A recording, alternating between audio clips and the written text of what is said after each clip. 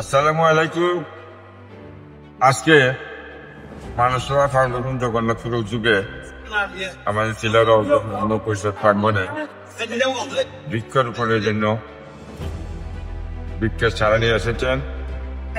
এই ফাউন্ডেশন দ্বারা কর্মকর্তা নেতৃবৃন্দ এসেছেন, আমি ওনাদেরকে ধন্যবাদ জানাই।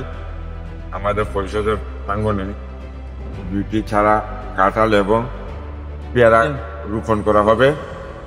আমার মনে হয় তাদের এই কার্যক্রম যদি অব্যাহত থাকে, আমাদের জগন্নাথ সমগ্র উপজেলায় আমরা বন্যায়ন কর্মসূচির আওতায় আনতে পারব। আগামী দিনে বন্যায়নের যথেষ্ট প্রয়োজন রয়েছে, যেহেতু বাংলাদেশের আবার অনেক পরিবর্তন হয়েছে, মেঘ বৃষ্টি হয় না। সুতরাং মেঘ বৃষ্টির প্রয়োজনে আমাদেরকে বৃক্ষরোপণ করতে হবে। সেই হিসাবে বৃক্ষরোপণের বিকল্প নয়।